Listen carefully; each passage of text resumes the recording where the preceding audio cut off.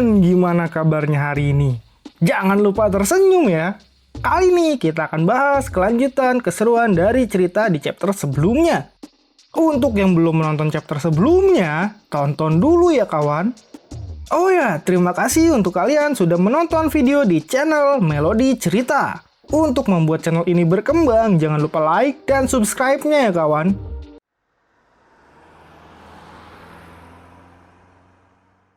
Oke kawan, kita mulai perjalanan imajinasi cerita ini. Aktifkan imajinasi kalian ya. Pada chapter ini langsung diperlihatkan, siluman alien itu sangat kesal pada Bailong karena peternakan manusia rasnya adalah urusan keluarganya. Jadi tidak ada urusannya dengan Bailong. Namun Bailong malah ikut campur. Dan Bailong pun berkata, manusia ras kecil yang alien itu maksud merupakan manusia yang memiliki nyawa. Dia mengurung sekelompok orang dan menyiksa mereka. Hal kejam seperti itu, siapapun yang melihatnya pasti akan ikut campur. Ini tidak ada hubungannya dengan urusan keluarga. Dan sang alien yang mendengar itu pun kesal. Dia pun mengeluarkan jarum-jarum miliknya dan langsung melemparnya ke arah Bailong. Dia pun berkata, dia akan menunjukkan kemampuan terhebatnya. Jarum-jarum yang dilemparkan itu adalah jarum penarik arwah. Jarum-jarum itu pun melesat dengan cepat dan Bailong pun juga menghindarinya dengan cepat. Alien yang melihat itu pun kaget karena gerakan Bailong sangatlah cepat dan Bailong pun berhasil mencakarnya dengan cakaran serigala. Alien itu pun terpental dan Bailong mengatakan ternyata alien itu lebih lemah daripada yang dia bayangkan. Dengan satu kali serangannya, alien itu pun langsung menyerah. Dia mengaku salah dan dia meminta untuk diampuni. Dia memohon untuk jangan membunuhnya. Dia akan melakukan apa saja yang Bailong mau. Bailong pun menginginkan dia melepaskan manusia ras kecil itu. Biarkan manusia ras kecil itu memilih sendiri kehidupannya. Sang raja yang mendengar Bailong pun sangatlah kagum dengannya. Sedangkan sang alien hanyalah bisa menurutinya. Dia pun berkata dia bisa merasakan Bailong adalah siluman yang baik, tidak akan sembarangan membunuh orang. Meski orang yang sangat jahat sekalipun, dia tetap tidak akan membunuhnya. Prinsip di dalam hatinya tidak membolehkannya berbuat begitu. Bailong pun setuju kalau dia tidak akan membunuh siapapun. Dan Bailong pun menyuruh sang alien itu untuk cepat membebaskan manusia ras kecil itu. Namun sayangnya, ternyata sang alien memiliki niat lain. Dia memiliki niat jahat dan saat ini dia sedang menunggu. Ternyata Bailong tidak menyadari sesuatu yang aneh di dirinya. Karena sang alien itu saat ini sedang berpikir saat Bailong jatuh ke tangannya. Bagaimana dia akan menyiksa si Bailong. Itu semua karena kekesalannya yang dilukai oleh Bailong. Karena serangan Bailong sangatlah sakit. Dia juga tidak akan membunuh Bailong begitu saja. Dia akan menyiksanya perlahan. Dia akan melihat Bailong menderita serta menangis kesakitan. Dan tiba-tiba sang raja pun khawatir. Dia mengatakan ini semua akan gawat. Dan benar saja. Seketika Bailong pun perlahan merasakan pusing dan dia baru menyadari dia tertusuk satu jarum di mata kakinya. Dia tidak menyadari keberadaan jarum itu dan perlahan pandangannya mulai kabur dan berwarna biru. Lalu tiba-tiba menjadi gelap. Beberapa saat kemudian, cerita pun dibawa ke bawah dinding, di mana di sana adalah negara Wangyou. Di sana ada seorang anak kecil yang baru terbangun dari tidurnya. Anak itu pun sangat panik dan dia bertanya kalau dia sedang kenapa. Karena menurutnya saat ini sedang terjadi masalah yang sangat gawat. Dia pun keluar dari rumahnya dan melihat di sekelilingnya. Dia sangat aneh karena dirinya berada di negara Wangyou. Dan ternyata dia adalah Bailong.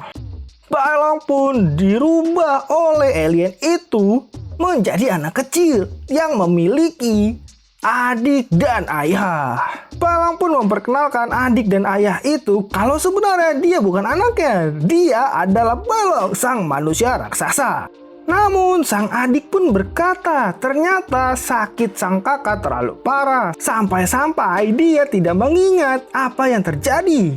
Dan sang ayah pun menekan namanya adalah Zhu. Dan Bailong pun berlari mendekati manusia-manusia kecil yang sedang melakukan persembahan. Dia meminta semuanya untuk mendengarkannya, karena tidak ada yang namanya Tuhan di atas sana. Penduduk itu pun pada kaget, karena Bailong berani-beraninya mengatakan itu. Dan penduduk itu pun mengenal namanya adalah Zhu. Namun anak itu masih bersikeras kalau namanya adalah Bailong bukan Zhu. Dia adalah manusia raksasa yang datang bersama Raja Rufeng. Dia terus saja menjelaskan kalau dia dan Raja Rufeng memanjat dinding yang ada di dekat negara Wangyo. Semua ini hanyalah ilusi. Di luar dinding itu ada siluman bernama Simeng. Dia yang mengendalikan semua orang di negara Wangyo. Namun para penduduk itu pun tidak percaya dan dia malah tertawa mendengar Bailong yang saat ini menjadi anak kecil berkata seperti itu. Bailong pun terus meyakinkan mereka dan bertanya apakah mereka semua tidak menyadari keanehan di dunia ini. Dan saat ini Raja Rufeng masih di atas sana. Dia dalam bahaya, jadi mereka semua haruslah menolongnya. Dan sang nenek pun tiba-tiba berteriak dan bertanya siapa yang membicarakan hal tabu seperti itu. Dia menekan siapa yang berani memanjat dinding dan menyinggung Tuhan. Sang penduduk pun mengatakan dia hanyalah anak kecil yang bicara sembarangan. Namun Bailong dengan beraninya mengatakan kalau memang dia yang mengatakan dan mereka semua harus memanjat dinding itu.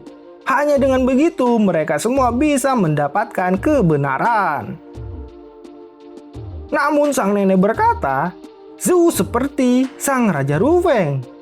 Dan dia memerintahkan Zhu haruslah mendapatkan pelajaran. Dan seketika para penduduk pun mendekati Zhu dan mengelilinginya. Para penduduk itu pun membawa kayu di tangannya. Dan dia pun menangkap Zhu karena perintah si nenek. Bailong pun yang didekap salah satu penduduk teruslah berontak. Dia pun mencoba untuk mengeluarkan jiwa serigala dan jiwa naganya. Namun sayangnya itu tidaklah berguna. Dan salah satu penduduk yang lain pun berkata kalau Zhu harus menghentikan omongannya. Dia pun memukul kepala Zhu. Dan dar, Zhu pun pingsan dibuatnya. Beberapa saat kemudian Zhu pun terbangun dari pingsannya itu. Sang adik pun berkata kalau dia pingsan dipukul. Dan dia meminta Zhu untuk tidak begitu lagi. Karena kalau bukan Zhu masih kecil, mereka pasti akan membunuhnya. Sang adik pun bertanya kepada Zhu sebenarnya Bailong yang dia ceritakan itu siapa. Dan Zhu pun bercerita kalau Bailong itu adalah siluman serigala. Dia memiliki tugas yang penting. Dia harus mengantar Xiao Yu, sang manusia naga, ke surga barat. Dia pun pergi bersama Tan Sanzang, Sun Wukong, dan lain-lainnya. Mereka berkelana bersama di jalur iblis. Sang adik yang mendengar cerita itu pun sangatlah tidak percaya dan menganggap Bailong atau Zhu hanyalah bermimpi. Seketika Zhu pun jadi berpikir, apakah benar dia tidak bisa membedakan kenyataan? Akhirnya Zhu pun hanya bisa terdiam dan berpikir, apa dia benar-benar tidak bisa membedakan mimpi dan kenyataan? Bailong sedang bermimpi tentang Zhu atau Zhu yang bermimpi tentang Bailong? Di atas dinding itu, Bailong pun memang benar-benar sedang tertidur dan tubuhnya dipenuhi tusukan jarum. Jiwa Bailong ternyata memang benar-benar dimasukkan ke dalam tubuh Zhu. Sang siluman alien itu pun berkata dalam dunia mimpi yang dia buat, Bailong selamanya tidak akan bisa bangun. Dia memasukkan pikirannya ke dalam manusia ras kecil. Meski awalnya dia masih melawan, tapi kenyataan akan terus menelannya. Sampai dia lupa dengan dirinya sendiri. Dan dengan begitu, Bailong akan selamanya menjadi budaknya. Dan cerita pun dibawa ke peternakan yang dimiliki sang alien. Di sana, Zhu sedang membelah kayu-kayu dengan kapaknya. Dia pun sedang bekerja keras dibantu dengan sang adik. Sang adik pun memberitahu kalau saat ini adalah waktunya makan siang. Zhu pun yang tidak sabar dan kelaparan, akhirnya makan dengan rakusnya. Dan sang adik bertanya, apakah akhir-akhir ini Zhu masih bermimpi aneh.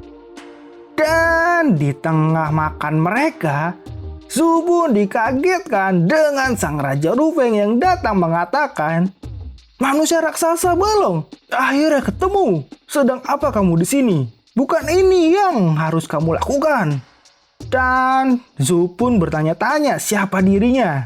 Namun, sang Raja Rufeng langsung menarik tubuh Bailong. Sang raja pun berkata, dia sudah susah payah turun dari atas untuk mencari Bailong. Bailong adalah temannya, jadi dia tidak akan meninggalkannya. Dia akan membawanya kembali ke kenyataan. Dia pun membawa Bailong ke samping dinding yang sangat tinggi itu dan menanyakan, apakah Bailong saat ini sudah mengingat kejadian pada saat mereka memanjat ke atas. Saat itu, Bailong terkena jurus dari siluman Cimeng. Dia pun langsung lupa dengan diri sendiri. Dan dengan tegas, Raja Rufeng memberitahu namanya adalah Bailong. Dia datang dari luar dinding. Namun, Zhu pun berkata dia tidak tahu apa-apa dan dia tidak mengerti sama sekali yang dibicarakan Raja Rufeng. Raja Rufeng pun masih berkata dan meminta Bailong agar tidak kalah dengan siluman Cimeng. Kalau Bailong kalah, Bailong akan kehilangan hidupnya. Dia tidak bisa kembali lagi selamanya.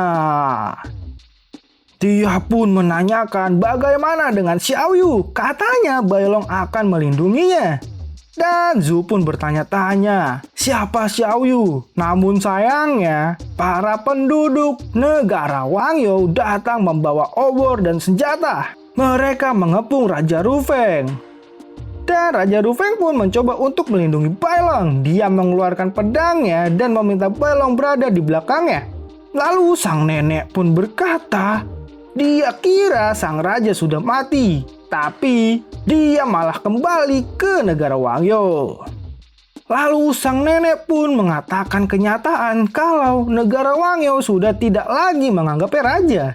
Namun Raja Rufeng malah tertawa dan berkata, dia tidak peduli dengan hal itu setelah dia tahu semua hal ini adalah ilusi. Negara Wangyou adalah palsu.